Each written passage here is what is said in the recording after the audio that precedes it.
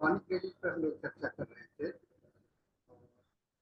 इस संबंध में हम लोगों ने यह जानने का कोशिश किया कि क्रॉनिक डिजीज आखिर क्यों होता है, क्या है क्रॉनिसिटी, क्या है।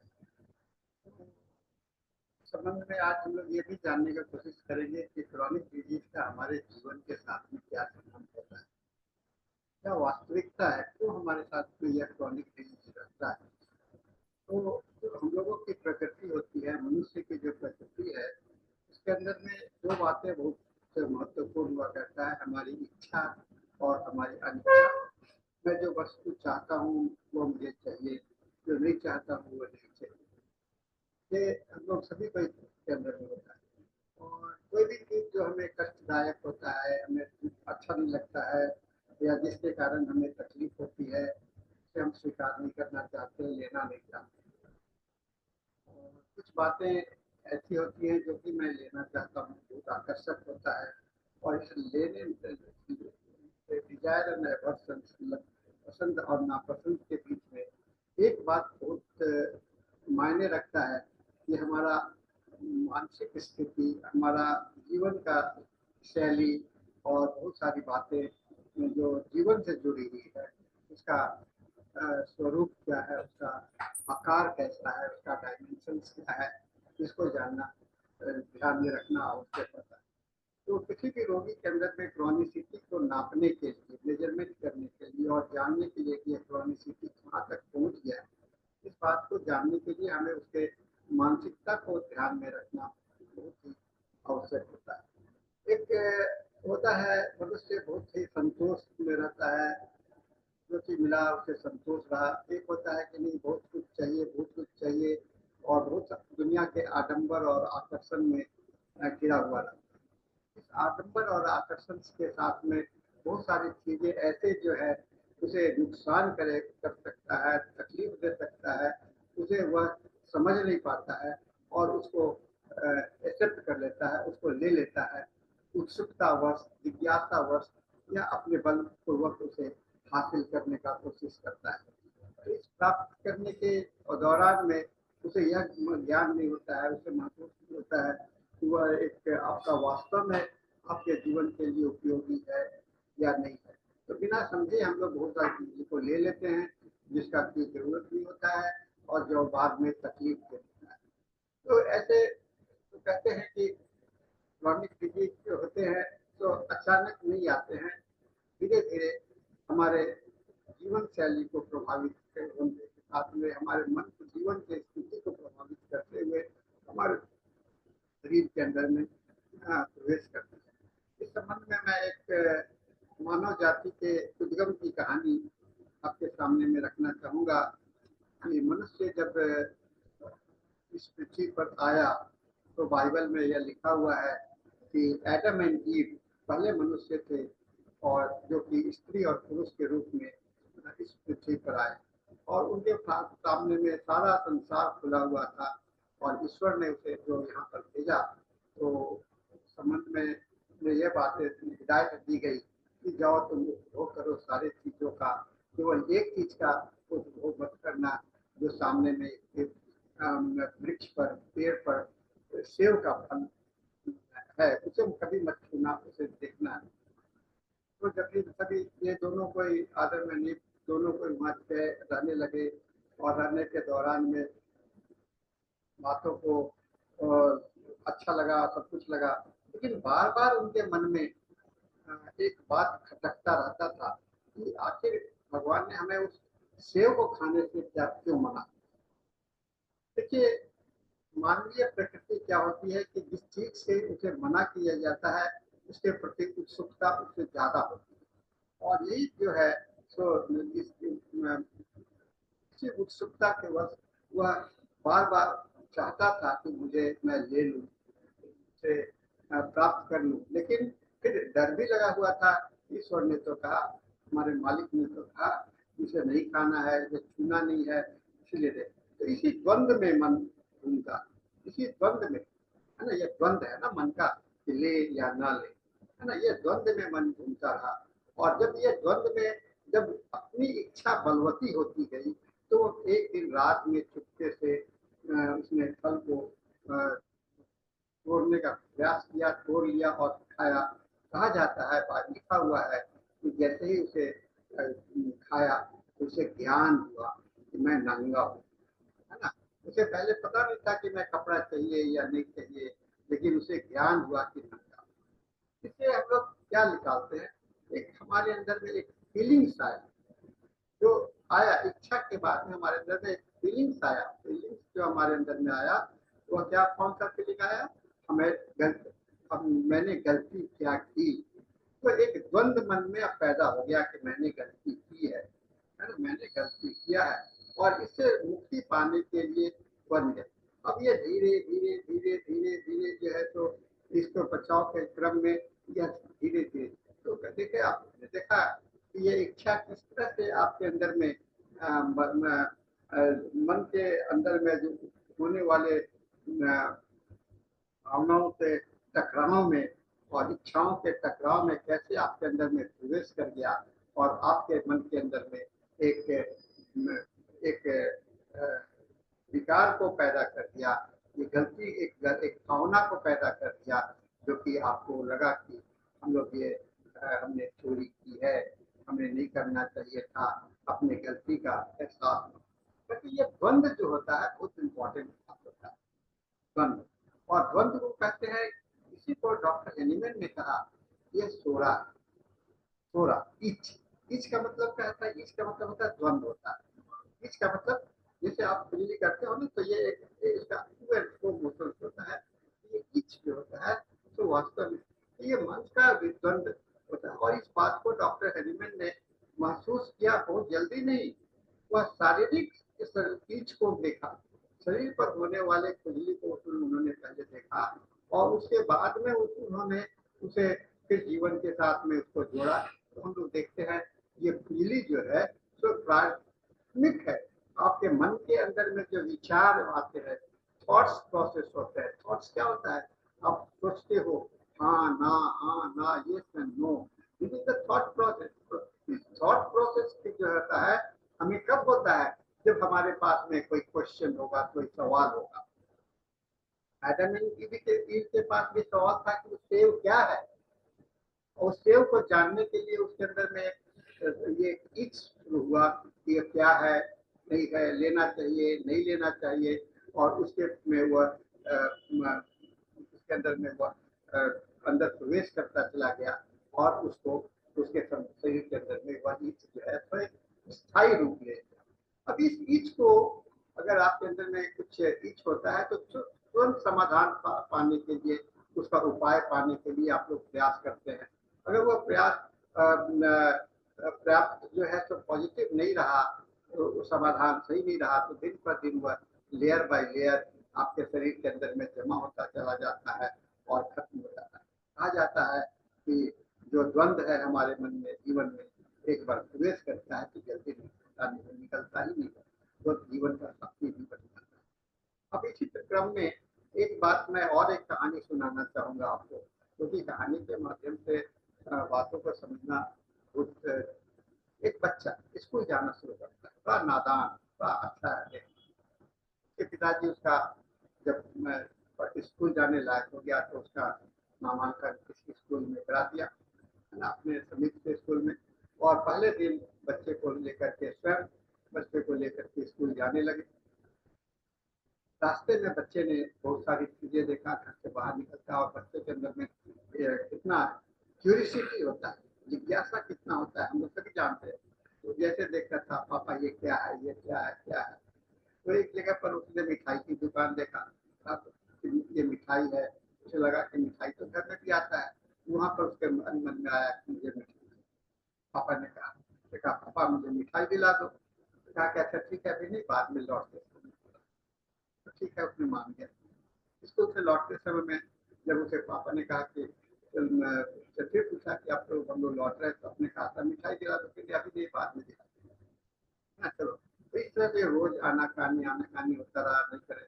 एक दिन कहा कि पापा हमको मिठाई दिलाते ही नहीं है ना, मिठाई दिलाते ही नहीं है, तो क्या होता है, वो सोचता है कि ये तो बार बार कहते हैं, नहीं मैं अपने से लेने का प्रयास। अब जो बाजार में खरीदना पड़ेगा, पैसे लाने पड़ेंगे, तो पैसे लाने के लिए वो उपाय करने लगता है। देखिए मिठाई खाने की इच्छा कहाँ कन्वर्ट हो गया, उसके पैसे प्राप्त कर, पैसे का कैसे जुगाड़ करें, पैसे हम कहाँ से लाएं। अब उसके पास में मम्मी पापा उसके हाथ में पैसे देते नहीं थे, तब उसने क्या किया, उसके अपने पापा के पैसे पॉकेट से पैसे। देखिए कितनी सिमिलरिटी है आदम एंड ईव के साथ में। उसने चोरी कर लिया, और चोरी कर लिया तो उसके अंदर में एक ये आ गया, सोचने लगा, और वो चोरी करने के साथ में वह जो है तो धीरे धीरे उसको छिपाने का प्रयास किया। अब ये धीरे धीरे ये बढ़ता चला गया, और उसके अंदर में एक बदलाव आता है। तो इसी तरह से कहते हैं कि हमारे जीवन में क्रॉनिक डिजीज जो होते हैं बहुत ही साइलेंटली चुपके से प्रवेश करता है, जिसे हम लोग आसानी से समझ नहीं पाते हैं, जिसे हमें समझना बहुत ही मुश्किल होता है क्रॉनिक डिजीज को कि कैसे आ रहा। हम तो समझते नहीं है कि रोग आ रहा है, लेकिन रोग हमारे बिना जानकारी के हमारे साथ में हमारे अंदर में प्रवेश कर जाते हैं। और इस चीज को आप रोगी के अंदर में आपको अनुभव करना पड़ेगा। कैसे, किसने, हम लोग कहते हैं कि ये हो गया तो इसलिए ये हो गया तो ये हो गया, ऐसा नहीं होता है। जब भी होता है तो कोई ना कोई कारण तो जरूर होगा, बिना कारण के तो नहीं होगा। कहाँ पर से वह बदलाव शुरू हो गया। इसलिए हम लोग कभी कभी जब लक्षण लेते हैं और सामने में जब लक्षण मिल जाता है तो तुरंत देख लेते हैं कि चलो ये दर्द हो रहा है तो रस्टक्स दे दो। लेकिन रस्टक्स देने से तो काम नहीं होता है, क्योंकि रस्टक्स आपने प्रेजेंटिंग सिम्टम्स को दिया, लेकिन रस्टक्स के पीछे में जो कहानी है, उसके अंदर में दर्द का जो कारण है, उसका जो प्रॉब्लम है, उसका कारण है, उस पर ध्यान नहीं दिया तो रस्टक्स काम नहीं कर सकता। हो सकता है कि पैलिएटिव वे में थोड़ी देर के लिए काम कर जाए, लेकिन वह स्थायी रूप से परिवर्तन नहीं लाता।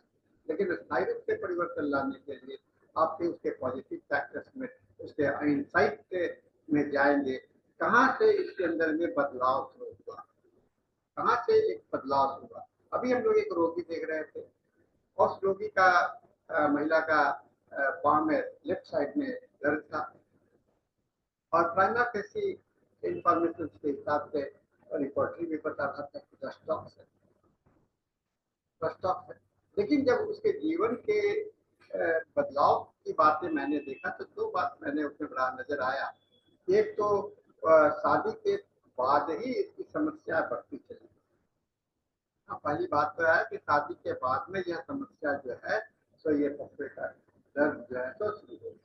दूसरा बात जो हम लोगों ने देखा कि शादी के बाद में जब आया, और उस सब के बाद में एक दिन घर में काम कर रही थी तो माथे के ऊपर में एक एस्बेस्टस का टुकड़ा गिर गया, जिसके कारण उसको इंजरी। तो दो कोइंसिडेंस है, एक शादी और दूसरा एक सर पर चोट लगी। तो दोनों महत्वपूर्ण है। सर पर भी चोट लग गया, और उसके अंदर में माइग्रेन टाइप का ये प्रॉब्लम होने लगा, ये दर्द बढ़ने लगा, काफी जगह पर दर्द होने लगा। तो हम लोगों ने उसके डिफरेंट सिचुएशंस को देखते हुए, तो अब बताइए यहाँ पर ये है तो क्या यहाँ पर रस्टॉक्स काम करेगा? नहीं।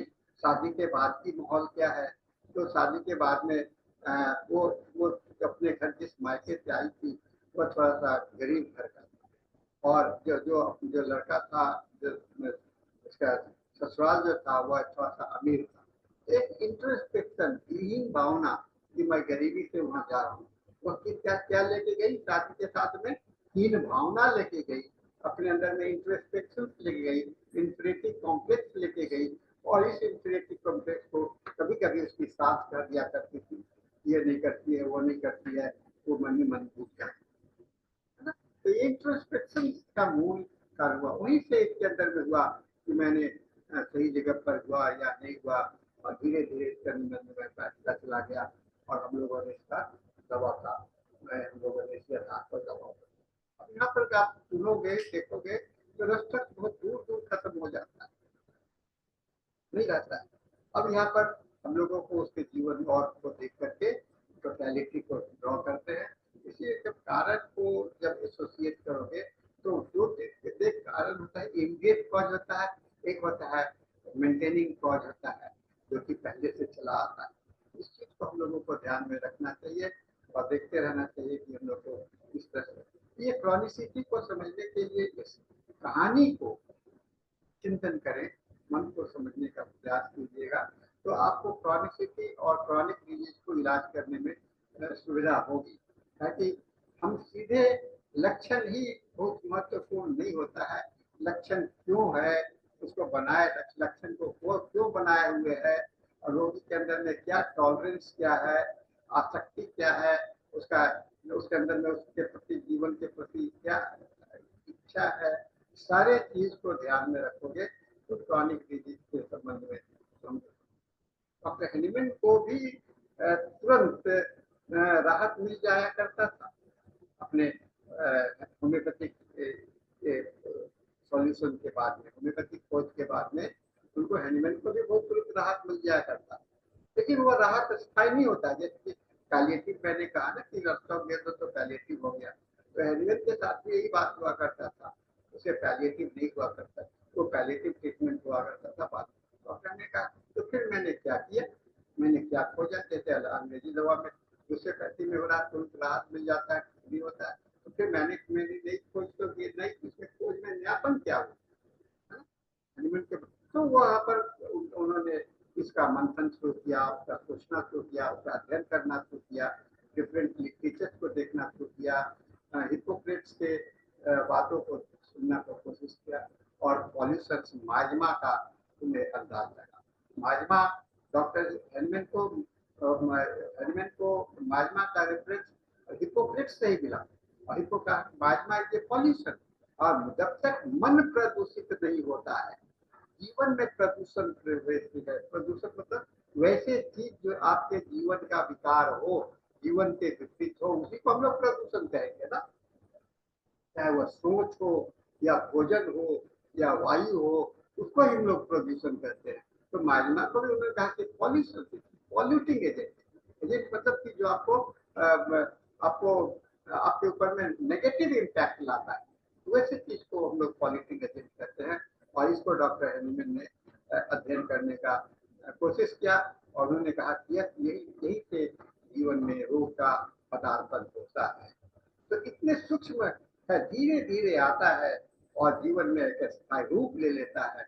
एक कहते हैं ना कि एक छोटे से बीज को देख करके आप अंदाज नहीं लगा सकते हो कि कितना बड़ा पेड़ होगा, है ना। अगर एक छोटे सरसों का बीज आपको दे दिया जाए और एक बरगद का बीज दे दिया जाए, तो उस बीज के आधार पर आप क्या इस बात को अंदाज लगा लोगे कि ये कितना बड़ा चला जाएगा।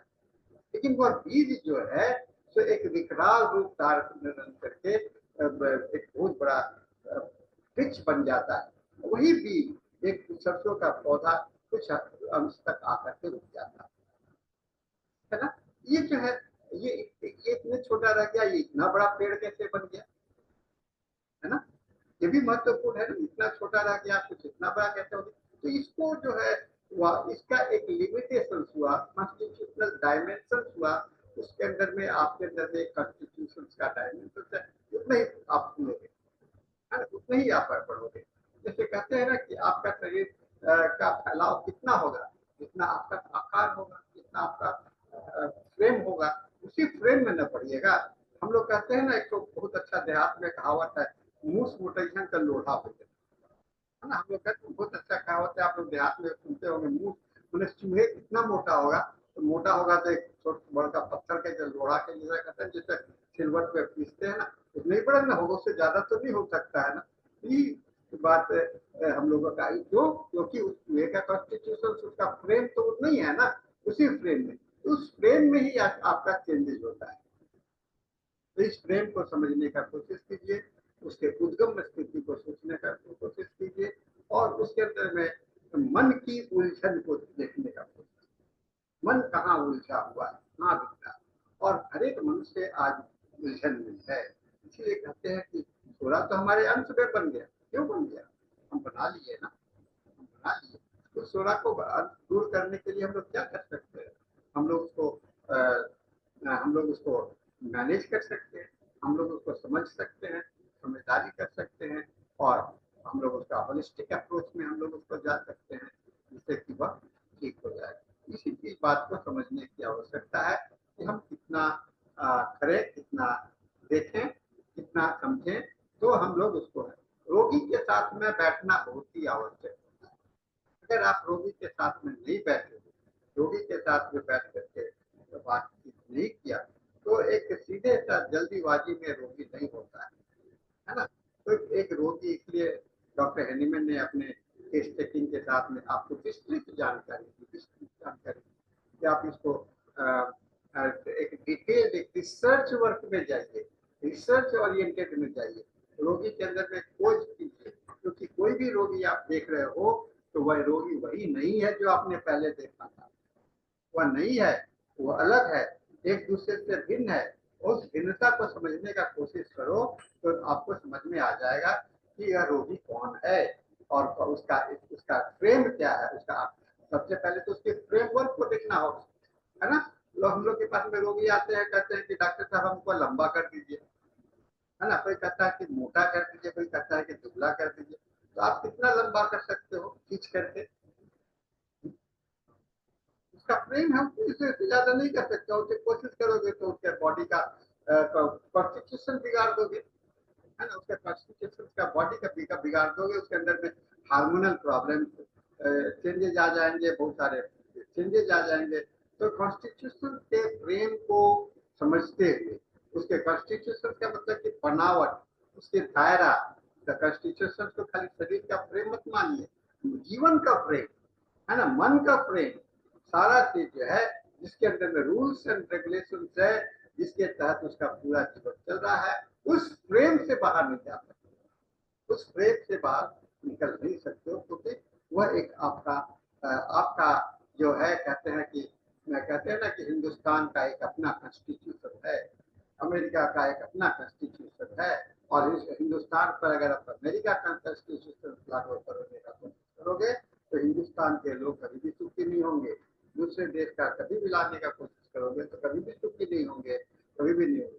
हम अपने कॉन्स्टिट्यूशन में ही खुश रह सकते हैं, और खुश रहने का मतलब वेलबींग, स्वस्थ रह सकते हैं। तो स्वस्थ रहने के लिए हम अपने कॉन्स्टिट्यूशन के आधार पर, अपने सीमा के आधार पर, अपने दायरे के आधार पर समझेंगे तो हम लोगों को बात को समझ में आएगी। ये रोगी के साथ में महसूस करने का, रोगी के साथ में शेयर करने का, और रोगी के साथ में जानने का हम लोगों को इसका जरूरत होता है, इसको समझने का कोशिश। आज हम लोग इतना देखते हैं, फिर आगे और पढ़ेंगे कि क्रॉनिक डिजीज को, क्रॉनिक डिजीज को समझ गए तो आपको शायद मेडिकल साइंस के साथ में, होम्योपैथी के साथ में, होम्योपैथी ही नहीं सारे मेडिकल साइंस में इसकी आवश्यकता है। मैं नहीं कहता हूँ कि खाली होम्योपैथी को होम्योपैथ को जरूरत है, इसे समझने के लिए आपको सभी मेडिकल, सभी जो आप चिकित्सा में कर रहे हो, चिकित्सा is not only prescribing medicine, केवल दवा ही देना नहीं है। हम रोगी ठीक हो गए, रोगी ठीक हो गए तो चला गया, और उसके बाद में आपका ये नहीं है लिमिटेशन, रोगी कितना वेलबींग, कहते हैं आज WHO ने कहा कि हमारा wellbeing is more important then the getting cure, ठीक हो जाने से ज्यादा अच्छा है कि हम वेलबींग कहाँ, वेलबींग में क्या आप ठीक हो गए, आप कुछ काम के लायक नहीं रहे तो आप कहाँ ठीक हो, फिर तो वैसे ही आ जाओगे पुराने। तो wellbeing is more important. Wellbeing में आपको रिहेबिलिटेशन भी इंक्लूड करता है, रिहेबिलिटेशन भी पुनर्स्थापित होना, कैसे उसको हम जो चेंज आया उसके साथ में कैसे हम लोग उसको स्थापना करें, इस भावना को जागृत करने का कोशिश कीजिए। तो डॉक्टर हैनीमैन ने जो कहा कि highest mission of the physician, वह पूरा यहाँ पर हो सकता है। मिशन को पूरा करना ही आपका उद्देश्य होगा, तो आप चिकित्सक कहलाइएगा, अन्यथा नहीं कहलाइएगा। तो मैं समझता हूँ कि आज हम लोग यहाँ पर रोकते हैं और फिर आगे हम लोग चलेंगे। Thank you very much.